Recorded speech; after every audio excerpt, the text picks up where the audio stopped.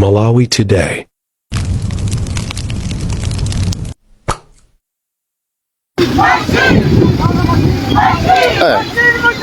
Sizi kulithera runsewu wose kungoyima munsewu beza anthu umundi mmene anthu akumathamangira akamuona mtsogolo wapatsa chikoka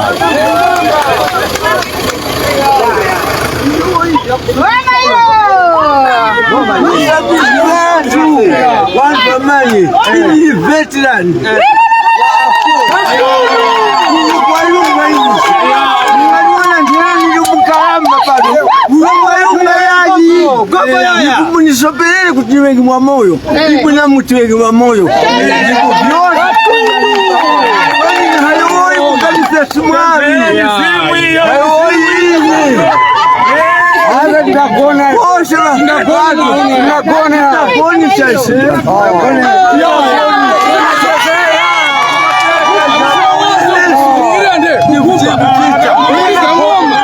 karana gogoana usiwozo tuwapelekeza kwa nisu mpaka kuwira ngoma salirana ndio kukumba usiwozo Kakutuwaliji wakubaba na sulaba yani kulije tikakane shibali tikakana wedi lidabu ya kusimuta watifora siloyera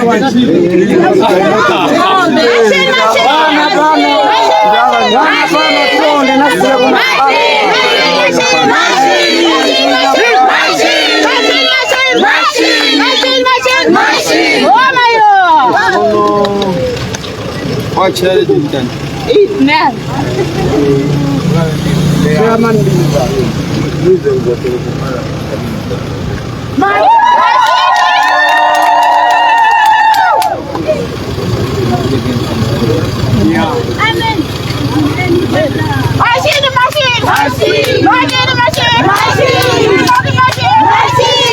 Zizi ndizimene zikuchitika ndi President Chihana amati anthu akadziwa zoti watuluka kamadutsa anthu akumangoyima mbali mwa msewu kuti acheze ndi mtsogoleri wopatsa chikokayo amene Kulumbi Central zatsimikizika tsapano kuna kuti iyeyo wapambana. Ndiye apa President Chihana wamaliza cheza ndi anthu amene adema pamenepa manthawi ine iliyonse tikhalenso tikufika malo ena kutsogolo kuti kumene tamvetsedwa kuti anthu ochuluka asonkhana kwambiri ndiye mukhale pomwepo kuti ndikupatsirani kena kalikonse. Win the presidential election, the number one candidate should amass more votes than the sum of the rest of the 16 candidates. In terms of the period for declaration of winners, in accordance with Section 99 of the Presidential, Parliamentary and Local Government Elections Act, the Commission shall announce the results of the presidential election within 8 days, for the parliamentary election within 14 days, and for the local government election within 21 days from the closure of polling, that is yesterday, 16 September. These timelines have been designed to ensure that the Commission has adequate time to verify, audit, and authenticate all results before they are made official. We are therefore strongly urging the public to exercise patience and to wait for the Commission to release the official and credible results once all procedural processes have been completed and comply in full compliance of the law. The Commission will not hurry the results management process just because some political party leaders and candidates are piling pressure for the release of the results. Each and every vote counts and will be subject to due process to ensure its validity and credibility.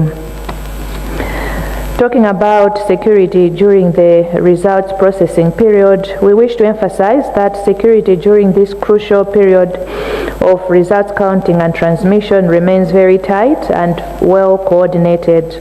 The Commission is working closely with the Malawi Police Service and the Malawi Defense Force and other security agencies to ensure that all tallying centers across the country are safe, secure, and operating without interruption. We are aware that emotions can run high as the nation eagerly awaits the outcome of the election. However, allow us to make this very clear. Any individual or group that attempts to perpetrate violence, intimidate officials, or disrupt the smooth counting and transmission of results will be dealt with firmly and swiftly in accordance with the law. Security officers have been deployed in sufficient numbers, and both the police and the defense force are on high alert to respond to any threats. We are urging all political parties, candidates and their supporters to exercise restraint, patience and to respect the due processes. The security measures in place are not only to protect the integrity of the vote, but also to safeguard the rights of every Malawian. Together, let us ensure that peace prevails as we await the final outcome. Yesterday, we had the issue of Iyembe Ward in Karonga. We now wish to give an update on this matter. The Commission received a complaint from Mr. Adrian Masimbi, a duly nominated independent candidate for election as councillor in Iyembe Ward, Karonga Songwe constituency. The complaint was to the effect that his name had been omitted from the ballot paper for the ward. The Commission was further informed by the constituency returning officer and has indeed confirmed that Ms. Margaret Mwakalinga, a candidate for Muvi wa Chirungamo Revolutionary Party, was also omitted, despite having been duly nominated. Upon inquiry, the Commission has established the following. Mr. Adrian Masimbi's name was inadvertently omitted during the configuration of photographs for the ballot paper, and Ms. Margaret Mwakalinga's nomination was inadvertently omitted during the generation of the ballot paper templates. In view of these findings, the Commission has resolved to cancel the local government election in Iyembe Ward. A by-election will be conducted in accordance with the law in the same manner as if a vacancy had arisen. The Commission also wishes to highlight that this is an isolated case which has occurred only in one ward out of the 509 wards subject of the election. The Commission is taking this matter seriously and will continue with the internal inquiries to completely establish how the omissions occurred.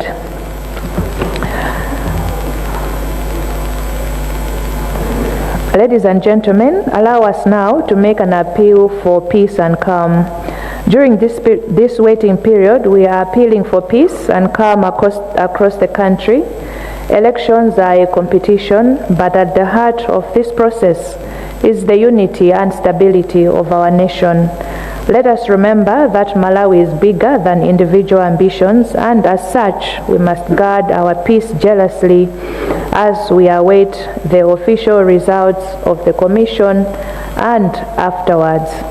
We wish to remind all political parties, candidates and their supporters that they should not overstep the Commission's authority and make incorrect claims or false claims of being in the knowledge of the results before they are officially announced.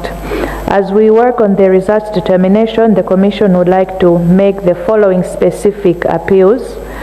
Political leaders should refrain from stirring public pressure against the Commission to release the results without considering the due process. Political leaders should refrain from making political statements that can stir unfavorable orientation of the public towards the Commission and its processes.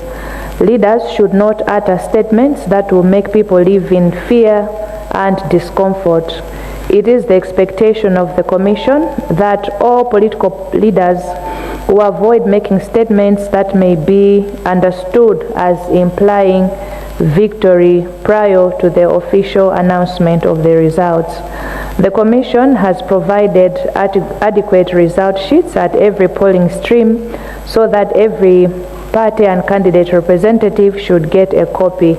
These are self-carbonated copies. If representatives encounter a presiding officer or a returning officer who is refusing to give them a copy of the results, they should immediately report to the constituency returning officer or the council district returning officer or to the Malawi Electoral Commission immediately.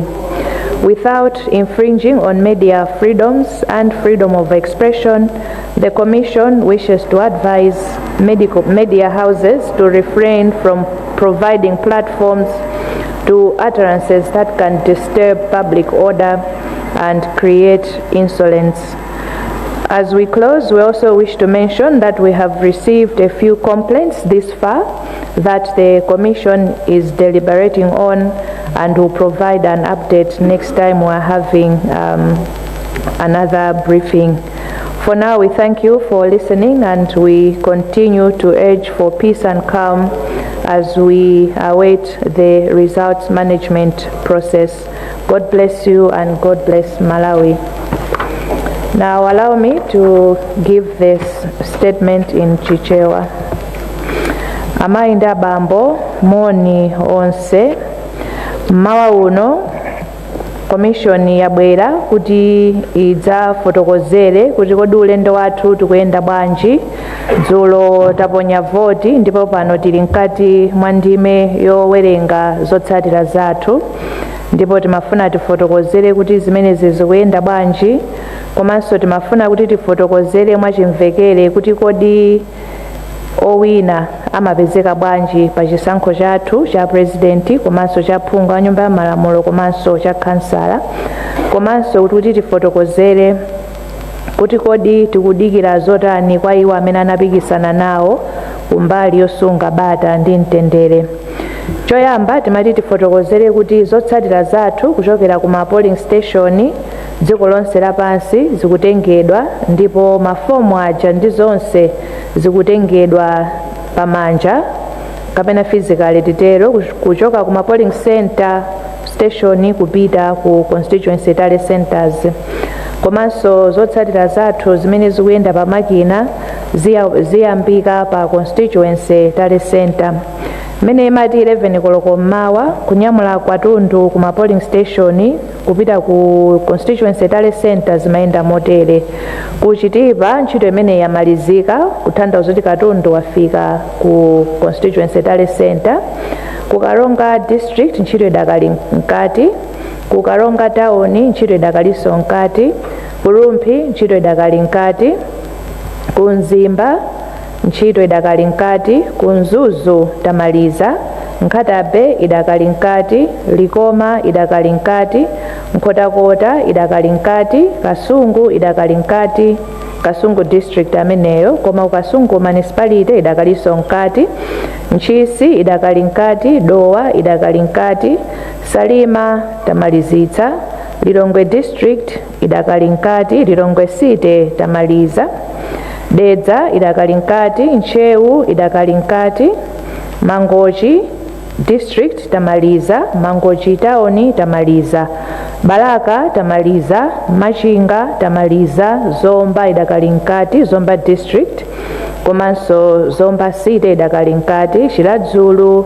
tamaliza, Palombe tamaliza, Mulanje idakali mkati, Blantyre idakali mkati, Blantyre district, Blantyre city idakali mkati, Kuneno tamaliza, Kumwanza idakali mkati, Kucholo idakali mkati, Luchenza tamaliza, Chikwawa ndi Nsanje idakali mkati.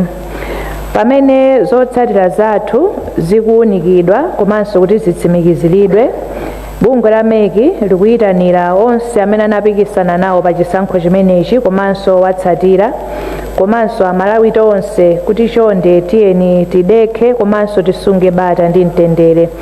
Nthawi yoyembekezera zotsatira zathu ndi nthawi yoti imatha kukhala yovuta ndithu, mitima ili mmwamba, ndipo pachifukwa cha chimenechi mmene makandidate athu angachitire zimathandizira kusunga bata ndi mtendere komanso kubweretsa chiyembekezo kuti ndondomeko zonse zikuyenda bwino, chilichonse chili m'malo mwake.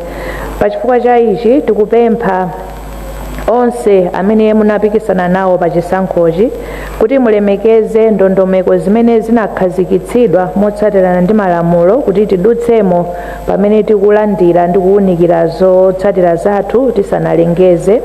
Chonde tipemphe kuti musayambe kusangalala kuti mwawina, koma mudikire kaye kuti ifeyo abungwe la meki tiwulutse kuti zotsatira zili motere. Tikatsatira zimenezi tonse zitithandizira choyamba kuti tikhale bata ndi mtendere, komanso zithandizira kuti zotsatira zathu zizakhale zovomerezeka ndi wina aliyense m'dziko muno, koma koposaposa kuti timangirira umodzi wa tonse ngati Amalawi. Tifotokozerepo za ntchito yowerengera malizatsi imene anthu ena akuchita mwapadera komanso mwaokha. Pamene anthu ena kaya ndi ma institutions ena ali omasuka kuti akhoza kumawerengetsera paokha zotsatira, timafuna tingokumbutsira kuti ntchito imene ikufunika kuti igwiridwe mwa ukadaulo komanso mosamala, chifukwa chokuti chisankho ndi chinthu chokuti chikhoza kutibweretsera mtendere kapena kutisokonezera mtendere kumene. Ndiye mukamaonkhetsera masamu anu malizatsi amene mwapeza, chonde tichite mosamala, tisapange zinthu mofulumira, komanso tipemphe Amalawi wonse kuti tikamaona malizatsi amene akuperekedwa ndi anthu ena tikumbukire kuti zimenezi sizotsatira zenizeni zimene zikuchokera ku bungwe la meki. Tikumbukire kuti pamalamulo ndi bungwe la meki lokha limene lili ndi mphamvu lolengeza komanso kufotokozera ndi kunena kuti amene wawina pa chisankho ichi ndi uyu. Choncho tikamaona malizatsi amene akuzungulira kandi pa social media kaya tikulandira kumene tizindikire kuti izi ndizongogwirizira zimene ena apeza mwa iwo okha, koma zoona zenizeni zichokera ku bungwe la meki, ndipo ifeyo mu nthawi yoyikika tilengeza ndithu kudziwitsa Malawi kuti kodi chisankho chayenda bwanji. Mutero tsopano tifotokozereko kuti kodi tikamaunikira kuti kodi wawina pa chisankho zimayenda motani. Pa chisankho cha phungu a nyumba ya malamulo komanso makhansala, amene wapeza mavoti ochuluka ndi amene timanena kuti wawina. Koma pa chisankho cha president ndizosiyana. Mwalamulo amene akuyenekera kuwina pa chisankho chimenechi afunika kuti apeze mavoti oposera theka amene ali ovomerezeka. Wena akamawerengetsera mavoti amenewa amayang'ana chiwerengero cha anthu onse amene analembetsa mkaundula wa voti. Ena amayang'ana chiwerengero cha anthu amene anatuluka kukaponya voti, koma zonsezi sizolondola. Zoona zake zenizeni malinga ndi malamulo ndizokuti muwerengere mavoti amene ali ovomerezeka kuti mupeze kuti amene wapambana pa chisankho cha president ndi ndani.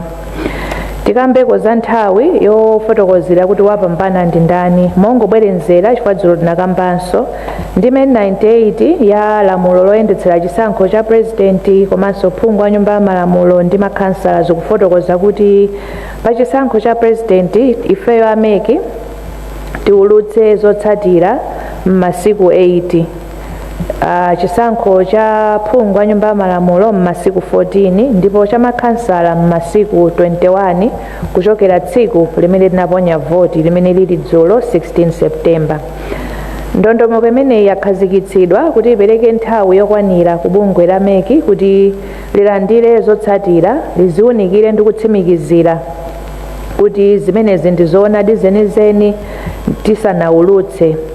Pachifukwa cha chimenechi tikupempha Malawi wonse komanso ino amene munapikisana kuti tikhale odekha ndipo tipereke nthawi tipereke mpata kwa bungwe la meki kuti liwunikire zotsatira zonse tikazilandira tisanawulutse kuti kodi zayenda bwanji.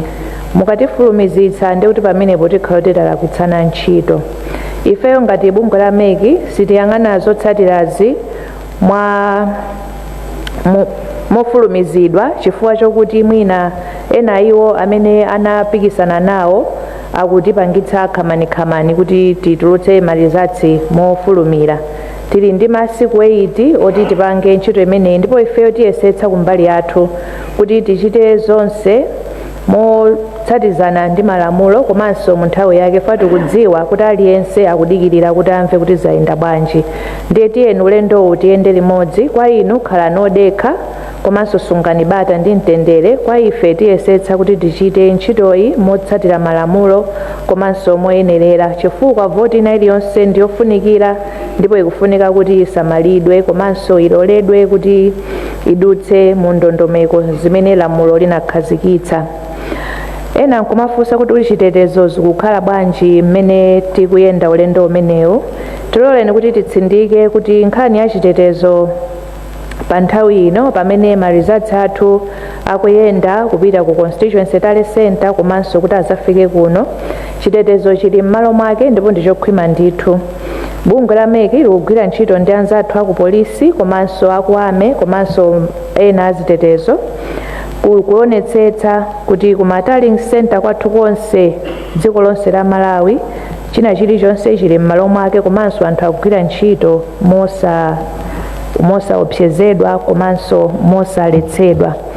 Tikudziwa kuti pa nthawi iyi aliyense mtima uli mmwamba kuyembekezera kuti amve kuti zatha bwanji, koma tifotokoze ichi: sikololedwa kuti wina aliyense ayambitse ziwawa kapena azopseza anthu ogwira ntchito ku MEC kapena kuti asokoneze ntchito yathu imene tikugwira. Tiloleni kuti ifeyo tigwire ntchito momasuka, ndipo aliyense amene atayesere kuchita izi akumana ndi lamulo, ndipo anzathu achitetezo ali odikirira kuti aonetsetse kuti zonse pamenepo zikuyenda bwino. Tili ndi asilikali okwanira amene ayikidwa m'malo mwathu monse kuyang'anira katundu komanso ndondomeko zathu zonse kuti ziyende bwino, ndipo iwowa ali tcheru kuyang'anira kuti zinthu zikuyenda bwanji. Tipemphenso pamenepa onse amene anapikisana nawo, owatsatira komanso Amalawi tonse, tiyeni tidzigwire, tidekhe komanso tisunge bata ndi mtendere. Tikumbukire kuti chikatha chisankho ichi tikhalabe Amalawi ndipo dziko lathu likhala lomweli. Tilibe Malawi wina aliyense amene tinakasungisa pena kuti tikawononga uyuyu tikatenga winayo. We have one Malawi, tiyeni timusunge, tinsamalire. Dzulo tinafotokoza nkhani ya ku Iyembe Ward ku Karonga Songwe constituency. Tiloleni tsopano kuti tifotokozere tsatane wa nkhani imeneyi. Bungwe la MEC linalandira dandaulo kuchokera kwa bambo Adrian Masimbi. Iwowa anachitidwa nominate ngati independent candidate pa chisankho cha kansala ku Iyembe Ward, koma dzina lawo linapezeka kuti silinaoneke pa ballot paper pa chisankho cha dzulo. Tinadziwitsidwanso ndi a constituency returning officer ndipo tatsimikizira kuti Mayi Margaret Mwakalinga, iwowa ndi candidate wa movie wa Chilungamo Revolutionary Party, nawonso dzina lawo linapezeka kuti pa ballot paper palibe. Commission inafufuza monga tinafotokozerera dzulo, ndipo pofufuza pathu tapeza izi: bambo Adrian Masimbi dzina lawo linapezeka kuti pa nthawi imene timakhonza zithunzi zoyika pa ballot paper iwowa anasiyidwa, dzina lawo sinatuluke ndi chithunzi chawo pa ballot paper. Komanso Margaret Mwakalinga nawonso anapezeka kuti imene chikombole cha ballot paper chimakhonzedwa iwowa dzina lawonso linapezeka kuti silinapezekepo. Pachifukwa cha chimenechi, commission inalingalira kuti ipange bwanji, ndipo yapanga chiganizo choyimitsa kapena kuletsa chisankho cha kansala ku Iyembe Ward, ndipo mu nthawi yoyikika imene tidzalengeze kumeneku kuchitika by election kuti tilongosole zimenezi. Tifotokozere kuti nkhaniyi ndi yokha imene yachitika pa chisankhochi. Tili ndi mawodi 509 koma kumene kwachitika zimenezi ndi kumodzi, kusonyeza kuti kwina konse zinayenda bwino. Ndipo commission nkhani yayitengera ndithu kuti ndi ya serious, ndipo tikufufuzabe kuti tionetsetse bwinobwino kuti kodi zimenezi zinatheka bwanji. Tiloleni tsopano kuti tipemphe mtundu wonse wa Malawi kuti pamene tikudikira zotsatira chonde tiyeni tisunge bata ndi mtendere tonse amene osati azipani okha osati makandidate okha koma Malawi wina aliyense. Chisankho ndi mpikisano koma tikayamaliza zonse tikumbukire kuti chofunikira kwambiri ndi umodzi komanso bata ndi mtendere mdziko mwathu muno. Tikumbukire makamaka kwa ife amene timapikisana nawo, tikumbukire kuti Malawi ndi wamkulu kuposa ife ndi zokhumba zathu. Choncho tiyeni tonse titengepo gawo ndi mbali kusunga bata ndi mtendere pamene tikudikirira zotsatira zathu pamene zidzaulutsidwe komanso kupita kuchitsogolo. Tikumbutsire makamaka inu anzathu azipani makandidate ndokutsatirani kuti chonde tiyeni tilemekeze ntchito ya Malawi Electoral Commission pamene tikugwira ntchito yoyang'anira zotsatira zathu komanso tiyeni tisapezeke kuti ifeyo tikufotokoza kuti tapambana pamene sitinatero. Tiyeni tidikire kuti marizatsi athu afike bwino. Koposaposa tikuyembekezera izi kwa anzathu azipani. Choyamba tikupempha kuti inuyo musakhale patsogolo kuyambitsa ziwawa kapena musakhalenso patsogolo kuyamba kumafuna kuti mutipanikize ife ngati ameki kuti titulutse zotsatira pamene tisanakonzeke kutero.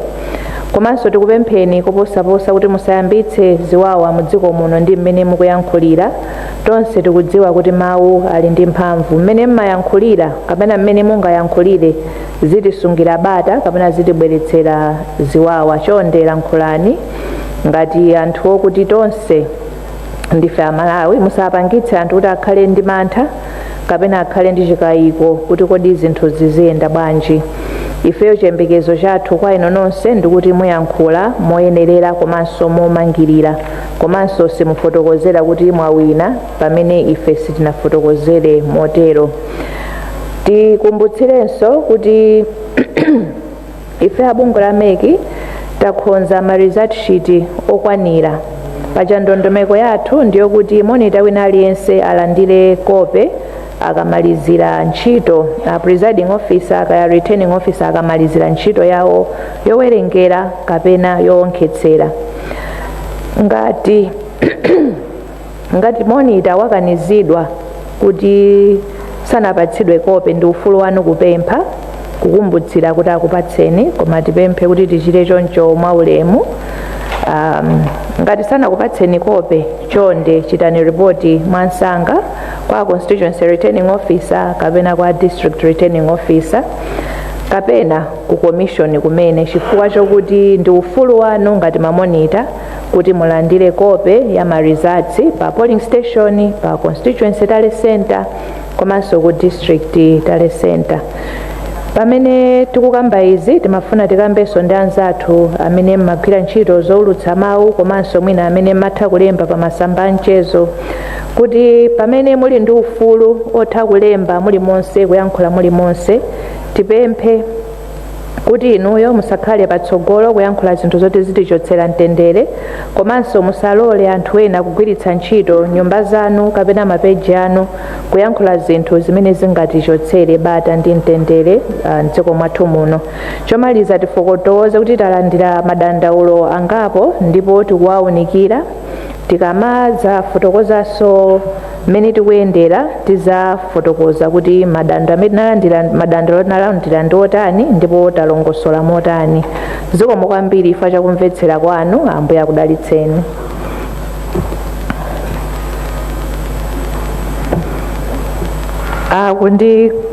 Akundifotokozera apa kuti ndinanena kuti dziko lonse lapansi pena pake likhale dziko la Malawi. Zikomo kwambiri. Thank you so much, Honorable Chairperson.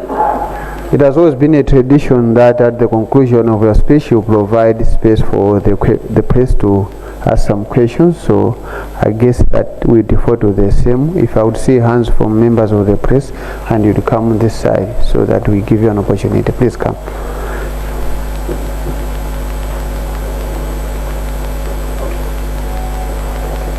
Just that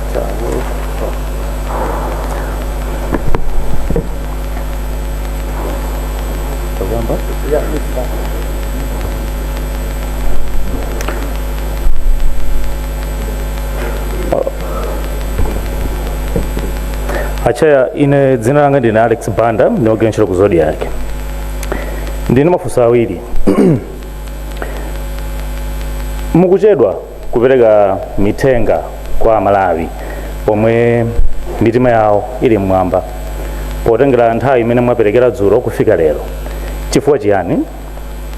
Chachiwiri, zipani za ndale zomwe zikutenga kapena kulengeza kuti zachita kale bwino mutani nazo, chifukwa pomwe tikulankhulana ino ndi ine pano zipani zina kunjaku zikuchita misonkhano ya atolankhani, ndipo kumeneko zina zayamba kale kunena kuti ife ndiopambana. Komanso kuti kuchedwa kumeneku popereka mitenga simukuona kuti mukupereka mpata kuti anthu ayambe ku mchingerezi speculation kapena mphekesera zomwe zingabweretsenso mpungwepungwe kuno ku Malawi chifukwa choti mukuchedwa kupereka mitenga? Mafunso anga ndi amene olemekezeka. Okay, Madam Chair, Johans Mumba, Team Ven Radio, Komaso Television. Oil and extension ya Fusura Alex, magankhani okudza kuti eno manena kuti muna abambana kale. Muna nimangofuna nawo kuti how much pressure are you getting? Kuna kuti mwina kumanena kuti abambana kale, muna mugwira kwanu kwa ntchito, zikupangana affect banje. Siko. Chair, ine ndi Westin Katunga kuchokera ku Nzati Radio and TV. Funso langa kwambiri ndilokhudza nkhani yokhudza network makamaka malo momwe ni ma constituency tale center. Ngati mwachitsanzo mmawa uno tinayenderako ndithu malo angapo ma constituency tale center, ngati nafika pa Chiwoko yomwe ndithu ndi dera la Lilongwe Masinta, kumeneku ndithu tapeza kuti by 10:30 ma polling station amene anali nawo ndithu anali okwana 15 onse ndithu analata tsiriza kubwera ndithu kumalo kumene kuti auzasiya malizatsi yawo. Komano malingana ndi akuluakulu kumeneku amati ndithu apanga process ndithu malo amodzi okha chifukwa cha nkhani yokhudza network. Nkhani imeneyi ya network chikuvuta kwenikweni mchani, komanso mukhale mukonza mwamsanga nkhani imene mutani kutengeranso kuti masiku akutsendera momwe mwakambira mucha kuti nkhani yolengeza masiku 8, 14 komanso 21 ngati bungwe mukhale mukuchitapo zotani pa nkhani ya network. Zikomo.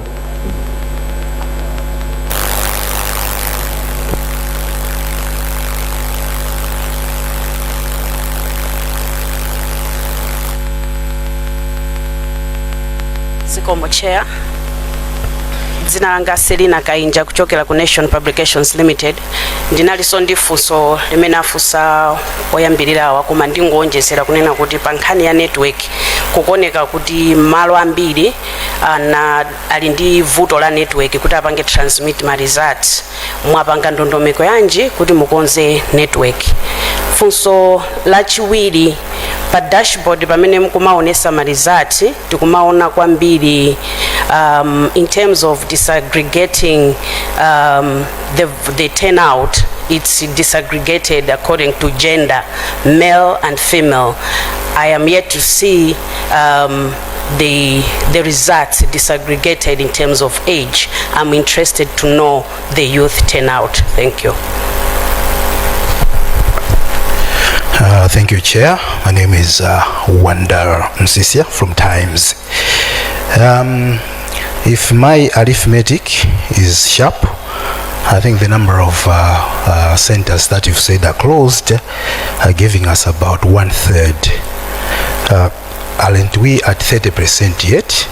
Because it's been tradition that at 30% you come and give us an update. I think the next one is at 70 and at 100. Are we at 30 yet? And also the null and void votes. I think previously the commission would look at the null and voids and null and void and determine whether the intention, they would look at the intention rather than just classify everything. And I'm asking this because you're saying that 50% plus 1 would be based on the valid votes. So probably some of the null and voids could tend to be valid. And I think in terms of transmission, just to add on what my colleagues have already said, apart from transmitting electronically, there is also supposed to be manual. Is manual helping this far in places where we are having challenges with the network, since there is also a court ruling regarding the same. Thank you very much, Chair.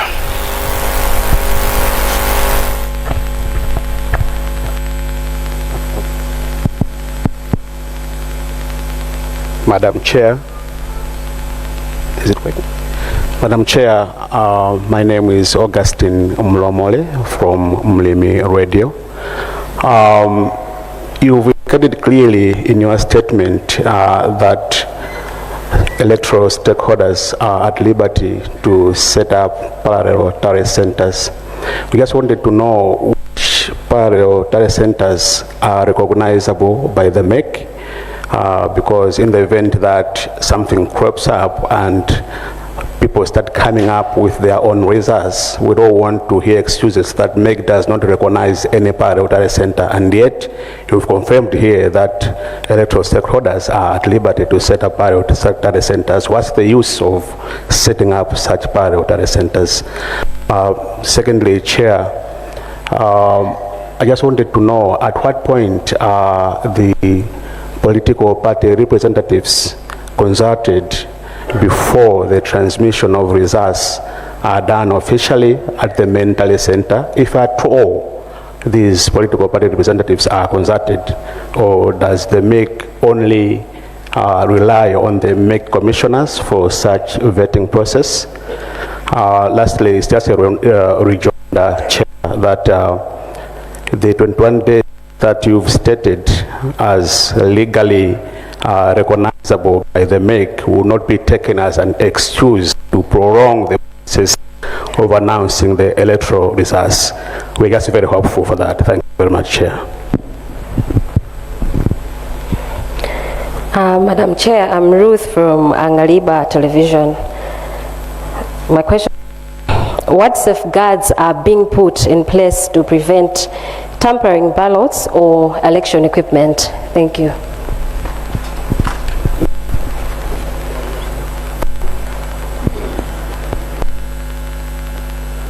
Thank you so much. Honorable Chairperson, I would request that you give responses to the questions that have been posed. Thank you.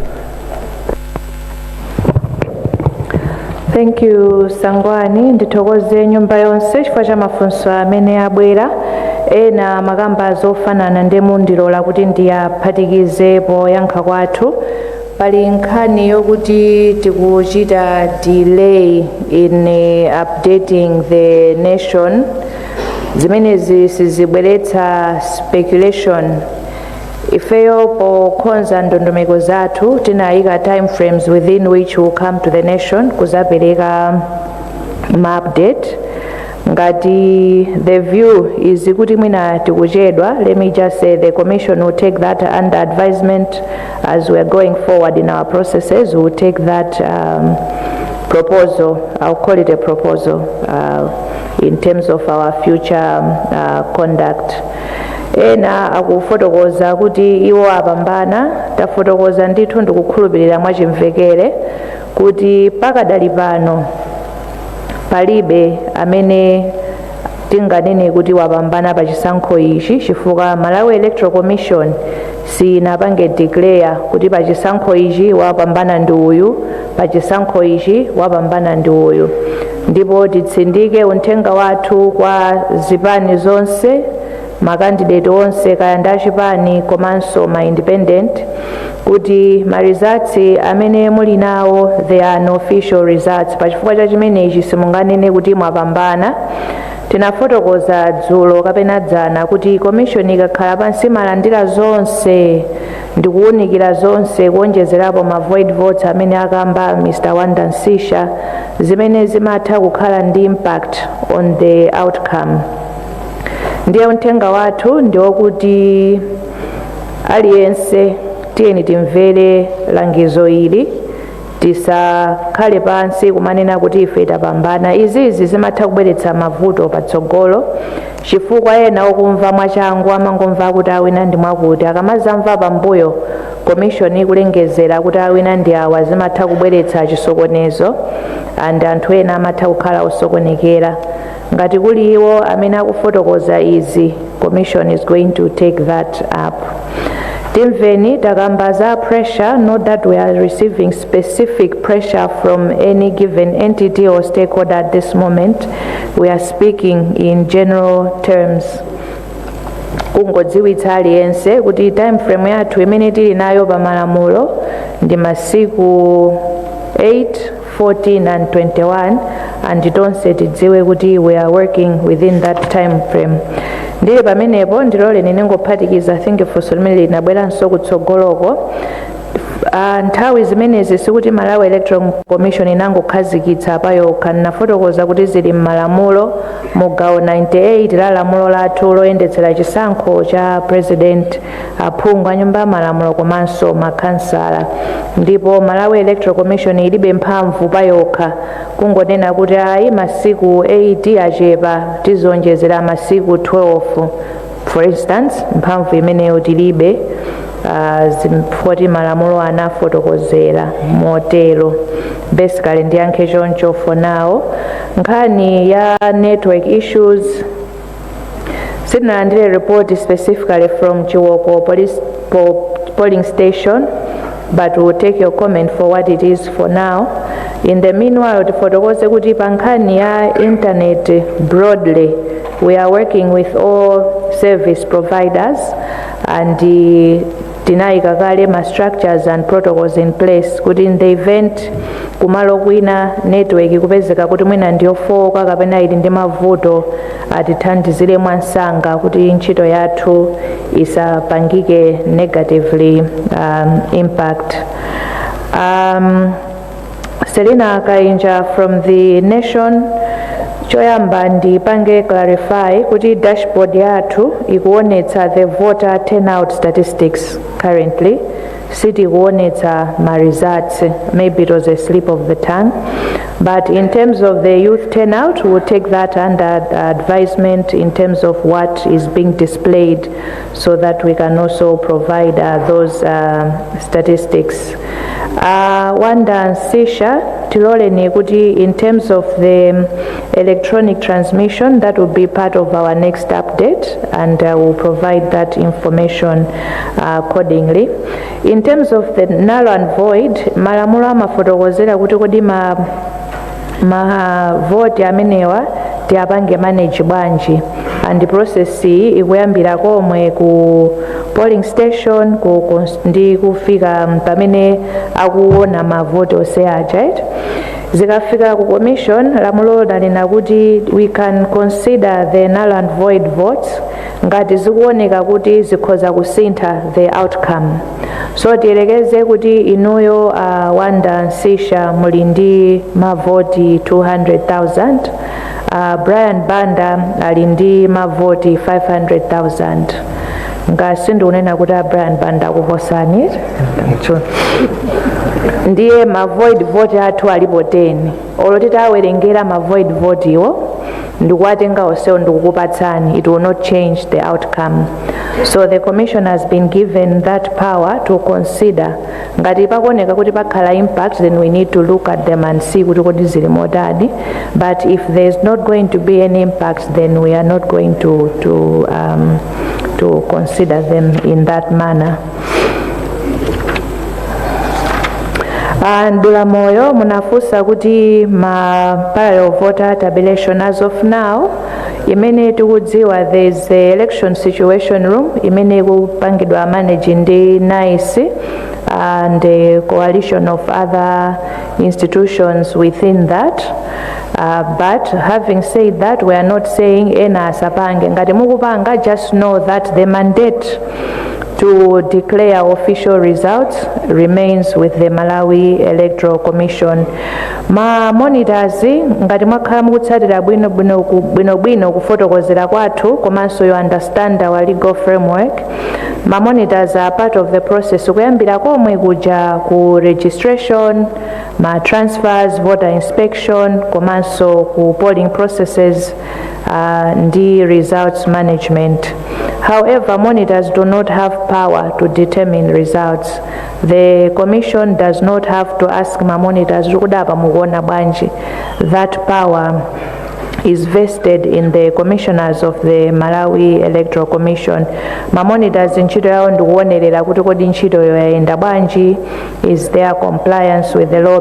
We unpacked yesterday kuti kodi ntchito ya ma monitors ndiyotani, but certainly they have no power in the determination of the results. Ma safeguard amene alipo, we had indicated ndibwerezanso kuti tili ndi ma security protocols osiyanasiyana amene takhazikitsa within ndondomeko zathu zonse kuti tionetsetse kuti china chilichonse is safeguarded. So mukaganizira, when you process or you reflect on all our activities, you will see kuti timakhala kuti tapanga embed the security protocols to ensure kuti tikusamalira, if it's just the physical security ndiye kuti talongosola bwinobwino kuti chonse chikhale m'malo mwake, but also even the inherent security protocols within those processes.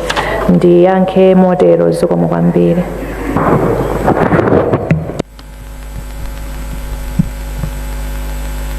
Thank you so much, Honorable Chairperson, for the press briefing.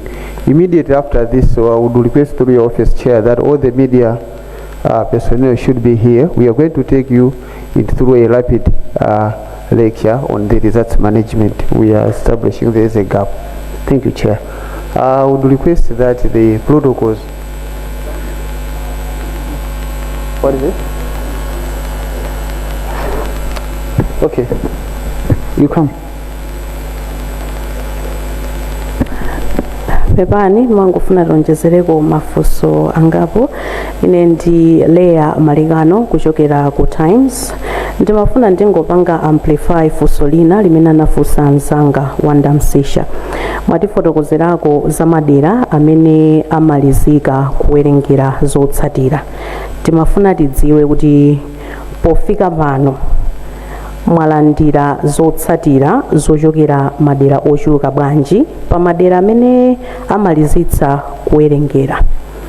Komanso panakambidwa nkhani ina ya network imene mwanena kuti mwina simunalandire dandaulo lina lililonse ngati bungwe la MEC, koma kuchokera kwa ma reporters mwina athu siyanasiyana komanso ine ndemwe nayenda masenta ndithu angapo tapeza kuti angokhala zotsatira zija kuchokera ma polling center ena sanayambe ndithu kuziphatikiza kuzonkhetsa bwinobwino chifukwa cha network.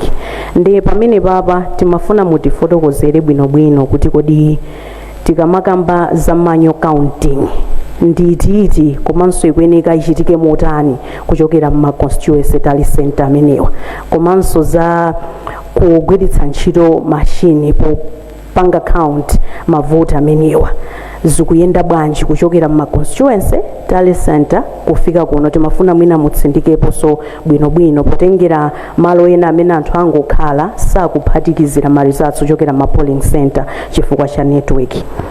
Timafuna tidziwenso nkhani ina kuchokera ku bungwe la MEC lokhuzana ndi malipiro anthu amene akugwira ntchito. Pali ena ndithu m'maderamo akudandaula kuti ali padzuwa pakadali pano akusowa ngakhale kakudya ku madera kumene aliko chifukwa sanapatsidwe malipiro ngati ma presiding officer ena komanso anthu ena amene amagwira ntchito yopanga confirm anthu ma biometric devices. Ndi timafuna tidziwenso nkhani imeneyi. Funso langa lomaliza, mene ma results akubwerera kuchokera ku madera kumene amalizitsa kuwerengera mavoti amenewa, inuyo ndokhutira ngati bungwe la MEC? Zikomo.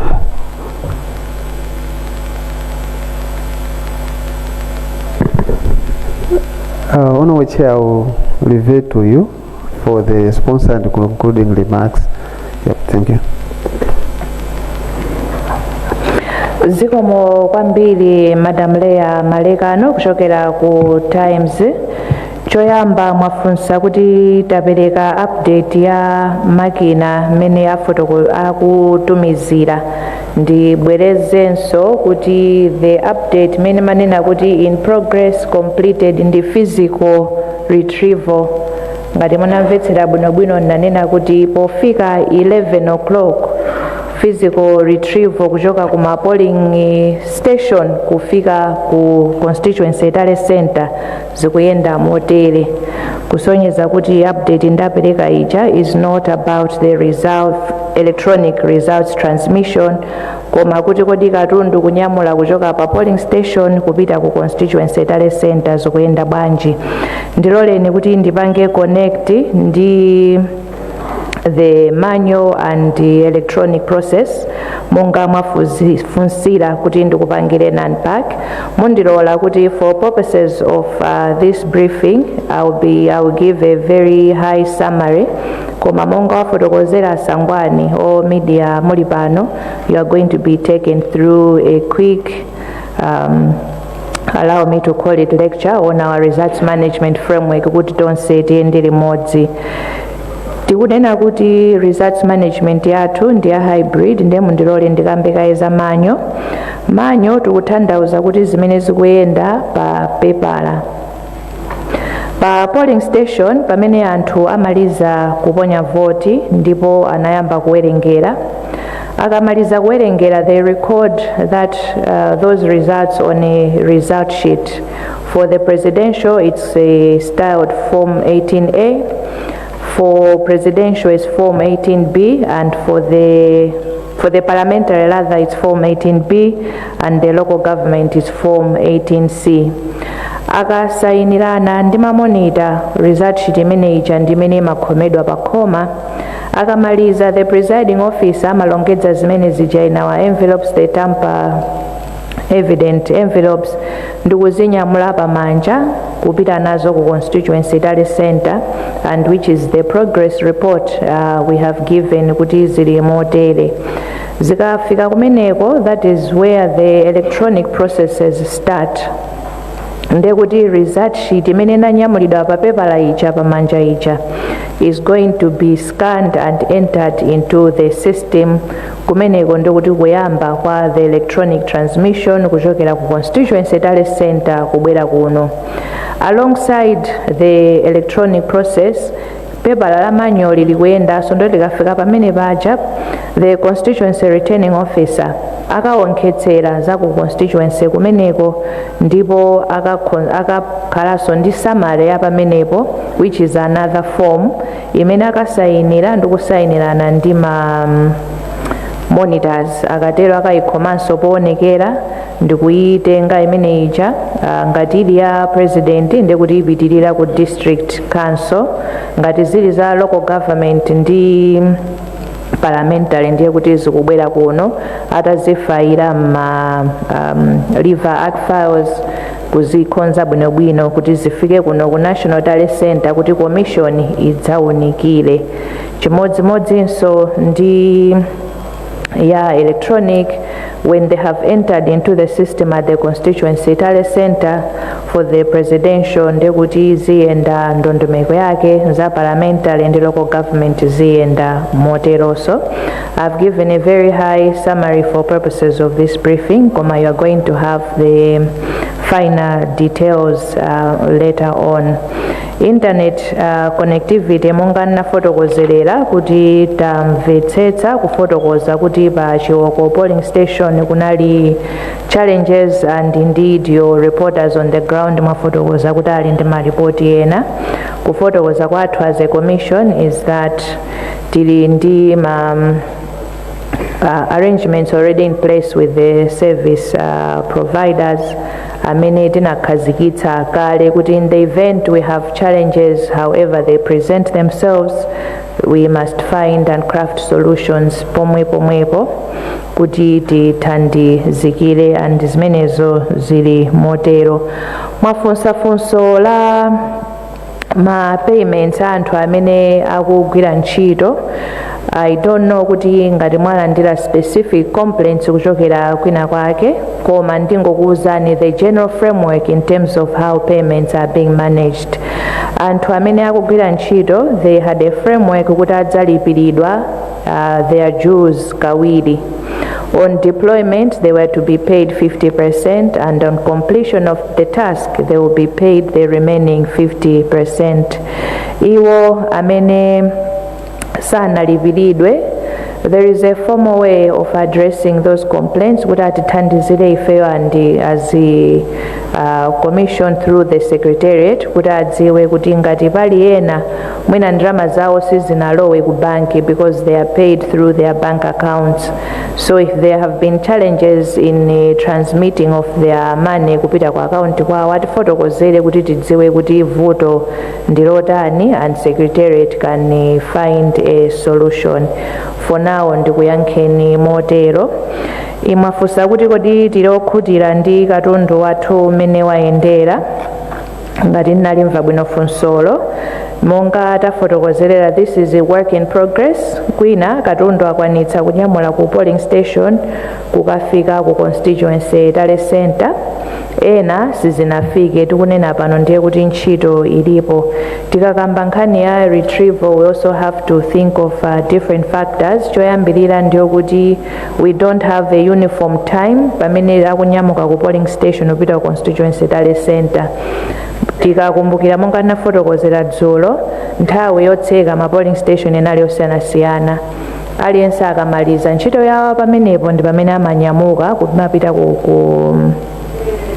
constituency tale center. Tinafotokozanso dzulo kuti mayendedwe ena azinyamula katundu wa ma polling station angapo because that was the logistical arrangement in place kuti akafike ku constituency tale center. This far ntchito yo ikuenda bwino. If there are any issues arising, we are dealing with them as and when they arise. Zikomo kwambiri. Mundilole amayi abambo kuti ndikuthokozeni m'malo mwa bungwe la Malawi Electoral Commission kumvetsera kwanu update imene nali nayo komanso mafunso amene mwafunsa. Monga afotokozerera bwana Sangwani, kukhala nthawi ya maphunziro kwa anzathu atolankhani kuti tipange unpack kuti kodi ma results management yathu ikuyenda motani. Ndipitirire kupempha m'malo mwa bungwe la Malawi Electoral Commission kuti tiye tonse tidekhe tisunge bata ndi mtendere pamene tikudutsa tsopano mu ndondomeko zathu zolandira ma results athu ndi kuwaunikira pamene kuti tithe kufotokozerera mtundu wa Malawi kuti chisankho chathu chayenda bwanji ndipo amene apambana ndi ati. Zikomo kwambiri, Ambuye akudalitseni.